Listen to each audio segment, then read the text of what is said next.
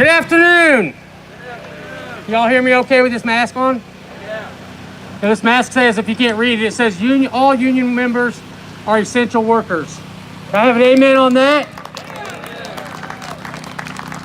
Thank you, Joanne, and I certainly want to thank you for your friendship over the years, and I want to thank you for showing my age as well. Listen, I was in the office before I came here, and I had my remarks typed out this morning, sitting there. I left them sitting in the office, so we're going to wing this off the cuff. The Indiana AFL-CIO consists of 300,000 members across the state of Indiana. Joanne had mentioned 50,000 of them here in central Indiana. But there's 300,000 across the state. And I can assure you one thing. All 300,000 members across the state of Indiana are with all of you. All of you. Your fight is our fight. The only way we're going to be able to break through this is by standing shoulder to shoulder in solidarity. It's been, 150 days or so since the HEROES Act has been sitting on Mitch McConnell's desk. During that 3-4 months, we've got people who are laid off, who have gotten the extra $600 supplemental cut off. We're not funding our schools. We're not funding our communities. We're not funding our small businesses with extra PPP. And I call bullshit. Brothers and sisters, it's time we come together and we demand. We've been doing caravans, we've been sending emails, having Zoom meetings, and everything we can with our senators. But we must continue when we leave here today to make sure that we're reaching out to our representatives. Senator Senator Todd Young, Mitch McConnell's minions, of course. There's one thing that we need to do as well, and we're only 30-something days away, and that's vote. I have a feeling that's the only thing that's going to get us out of this mess, because unfortunately there's a lot of bad apples that don't want you to have that $600. They don't want that school funded. They just want to care about their next election and make sure they're in office and sit in their cozy office and be warm and get a paycheck. And that's bullshit. So I want to thank all of you for what you do every single day from the bottom of my heart, from the 300,000 members across the state of Indiana. And we are in this together. Thank you so much, brothers and sisters.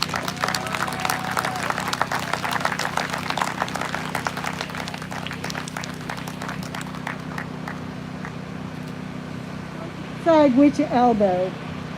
Okay, so now we're going to get a little bit of a perspective from one of our employers. Bob Williams owns and operates Mid-America Sound here in town, and he does a lot of work with stagehands all over central Indiana. So please welcome Mr. Williams, and he will talk to us again about what some of the employers are facing.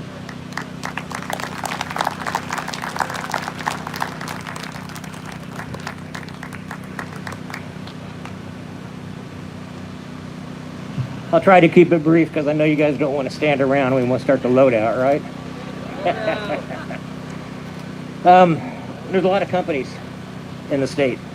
A lot of them are represented here, from Marquis to Indy Stage to us, Dodd, Main Event, Dave Tipton. There's many, many companies. McGuire Scenic. And that's by no means all of them. There's a lot more companies than that. A lot of the stuff that Congress is proposing right now will help you, but it doesn't really help the company. So we need to try to also let them know that we need an act or something similar to the Restart Act so that the businesses can continue. If we're not here when things start back up, then where's everybody going to work? So just a word on that. All I wanted to do today was just talk about some statistics and just read a couple of lists here to you. Our industry is worth almost $1 trillion to the American economy. That's not a small amount of money. There's 10 to 12 million of us in this industry, and most of us are out of work and struggling. And here's something that you can go to Congress when you write to them and to people and talk about, just everybody that's in our industry. Not only the stagehands, but we've got the artists, the promoters, booking agents, event planners, all the staging, lighting, sound, video, pyro, lasers, FX companies, all the venues, catering, bus companies, trucking companies, and all those drivers, limo companies, security companies, barricades, generators, scenic companies, ticketing companies, movie and film production, grip companies. These are all part of our industry, and a lot of these things people don't think about, and they're part of this group. And we need to make sure that we're all here. Now, the latest bill that's out there has, if it passes, we're not sure if it will or not, and I'm getting a lot of my information from a gentleman by the name of Michael Strickland, who's the owner of Bandit Lights, and he has been our spokesperson for the industry. He has gotten together with NAM. We make events and organizations like that, and it's gotten to the point where originally he was sending out all these emails and telling everybody to send out emails and calling Congress. And now it's gotten to the point where they're calling him saying, make it stop, which is a good thing. So we are being heard. But if with the bill that's coming up, we have the possibility of an additional $600 a week on the enhanced unemployment or the UAP. We have another $1,200 stimulus coming. There could be additional PPP money for the companies that have the work and have the employees. There's money for restaurants and bars and money for a lot of Broadway organizations in it. But what is not included is any kind of relief for small businesses. Businesses like mine, like Indie Stage, Stage Tech. See Mike out there, where's he at? Yeah, there he is. There's nothing in there for us. So when you're sending out your emails and your letters and you're trying to get support for us, please include that in it also. And I just want to read one list to you real quick. The Concert for Bangladesh, Farm Aid, Live Aid, We Are the World, the Concert for Life, the Tibetan Freedom Concert, the Concert for New York, America, a Tribute to Heroes, the Nelson Mandela Tribute, Tsunami Aid, Katrina, a concert for hurricane relief, Shelter from the Storm, a concert for the Gulf Coast, Live Earth, to combat climate change, Stand Up for Cancer, Hope for Haiti, 12-12-12, the concert for Sandy Relief, and One Love Manchester. It's time for our help. Thank you.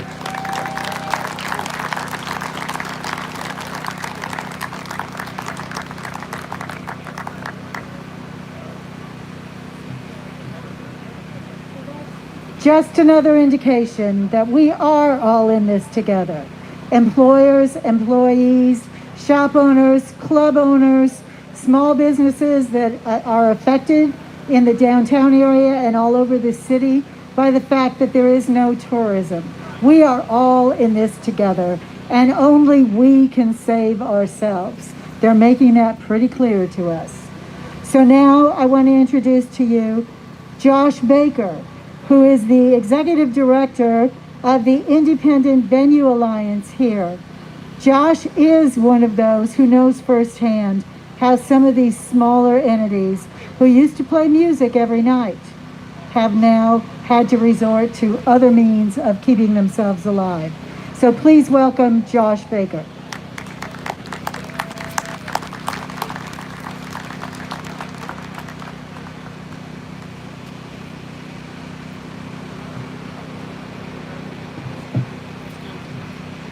Thank you guys so much for allowing us to be here. Only seemed fitting I wanted to bring my production manager, Chelsea Sanderson, and our sound engineer, Mr. Wes Heaton. This is the heart and soul of our club at the Hi-Fi in Fountain Square. and everything we do out here, we do as a team. So I'm grateful to have them standing behind me.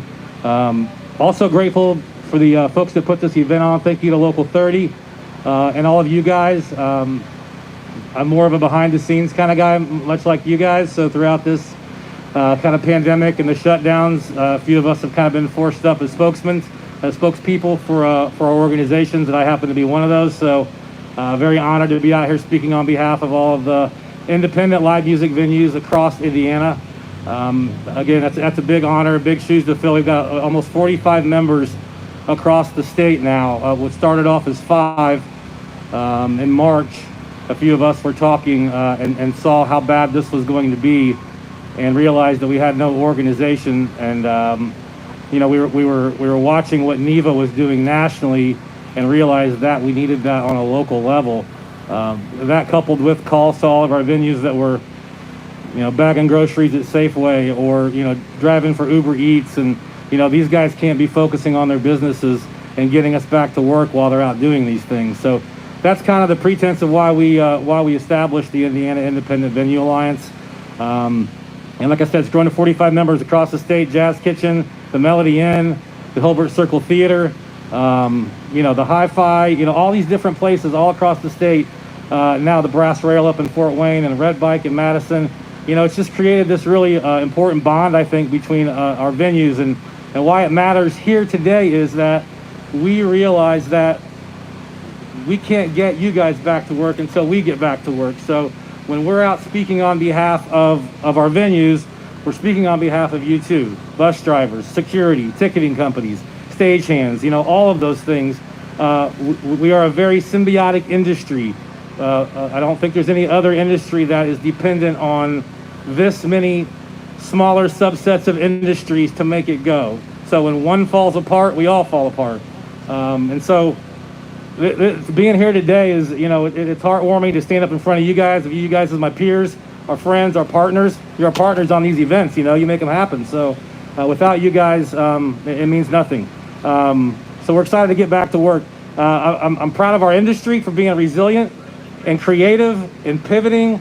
You know, some of us are lucky to be open now with outdoor spaces, but we're only doing it just to keep our teams employed. Nobody's winning here, right? I mean, when I look at my employees in the eyes, you know, I've got to answer to them. And so if that means we got to go outside, that means we got to do something else, we got to do it, right? We got to get through. This is going to be around for a little while. Music venues in general across the nation are about $8 billion loss we're looking at this year. $8 billion. That's substantial. And I think we all know that this isn't coming back in full force anytime soon. So while we're focused on right now, we have a long road ahead, a long road. I mean, summer of 2022 is what some are projecting as, you know, when it's going to be back in full. We're hopeful for next summer, but we all know we're going to cram 2 seasons of events, 2 summer concert seasons and conventions all into 1 year. That's going to be insanity in itself. So thankful to have this small moment of downtime to get our thoughts collected and kind of plan ahead, because our industry has been changed forever, all of ours. And so we're all smart, we're all creative, and we're ready to be flexible. And I'm excited to get back to work with all you guys real soon. So thank you very much.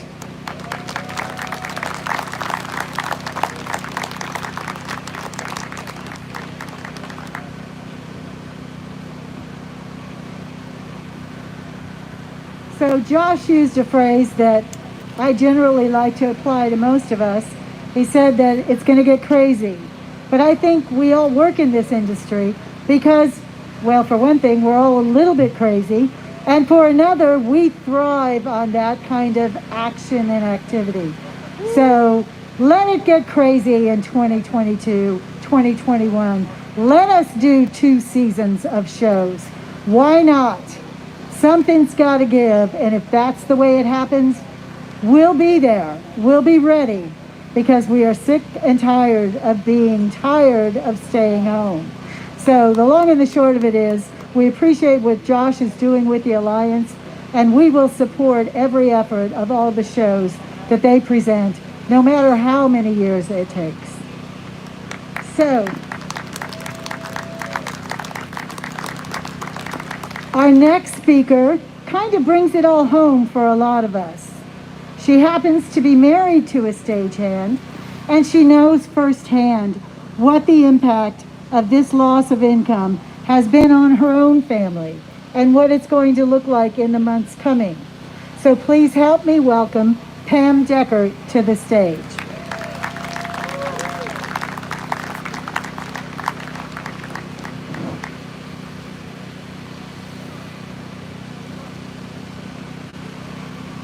About 17 or 18 years ago, I went out on a date, and the guy said to me, "I'm a stagehand."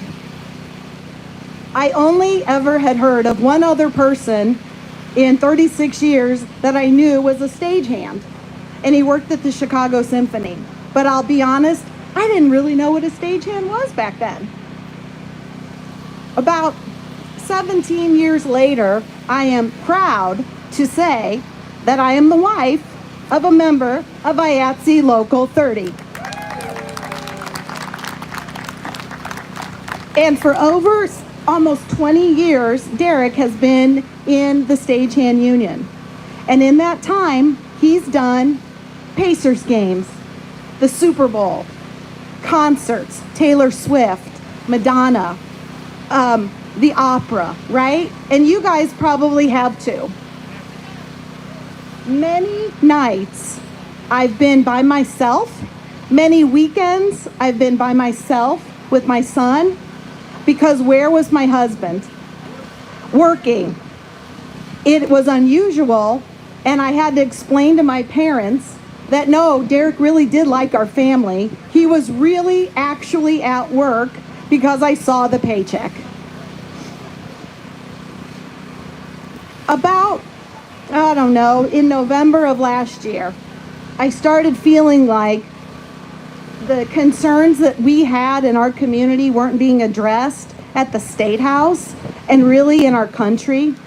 And those really had to do with supporting public education, supporting the health of Hoosiers, making sure that we had an economy that worked for every single person in our state. And so I, as a regular person, decided to do something about it and step up and run for office. Little did I know that I had great timing, and after having the craziest sound and light setup for a candidate kickoff you could ever imagine, thanks to Derek, little did I know that this pandemic was going to hit, and that Derek and each and every one of you wouldn't be working. And I know that behind the scenes there are wives and husbands and kids who need to go to school, they need to have food, and they need to have a roof over their head. And there is a reason that you guys wear black, right? Because when you're at an event, you're supposed to kind of be out of the way and make the show happen. But now is the time to step out and to be seen and to be heard. You are the people behind the arts and events and hospitality in Indianapolis. We are a city known for hospitality and for events, and that is thanks to each and every one of you standing here today. And you deserve to be seen, you deserve to be heard, and working families like yours deserve to be represented and deserve to have what they need so that you can go back to work. People in this city remember their first concert and they remember their first live event thanks to each and every one of you. I know it's tough out there. I work in tech. It was easy for me to transition to just work at home. It's not the same for you guys. And the thing that I know is no one works harder. There are a lot of people that work hard. Stagehands work really, really hard. And so I want you all to make sure that if you're not registered to vote, today's the last day to do it. Be sure to do it. And please vote this November. I want you to know I'm a regular person. I'm the wife of a stagehand. There's also another woman, Amy Rivera-Cole, whose husband Randy is also a stagehand. We are both running for office because we understand what working families in Indiana need. I want you guys to step out from behind those black shirts. I want you to call Congress. I want you to make it known the importance and value that you each bring to this city and to the state. We know that the arts and we know that music are so important. But behind that are the people like you that are just as important. So as the wife of a stagehand who has seen the work that you guys have all done and all the small businesses, Stage Tech, Mid-America, Marquis, you name it. I see what you do. I have 10,000 black t-shirts in my attic that apparently you need a Tim McGraw concert t-shirt from 35 years ago, right? But what I want to say to you is, I see you, I value the work that you do, and you have people that are here to represent you and to represent your interests and the interests of working families in Indiana. So I just want to say to you, as a fellow family member of IATSE, thank you, and we are here for you. And I can't wait until you guys take Derek and get him out of my house. He's driving me crazy. And so I want you guys all back on the road. Thank you very much. We are here for you. Let's give it up for all of the entertainment workers and for IATSE and for Marquis and for Mid-America and for McGuire Scenic and for every single person here with a family, with kids to feed, who need to go to school, who need to be able to live a good life in Indiana. That's what our home, that's what our Indiana is all about. Hoosier hospitality. Thank you very much.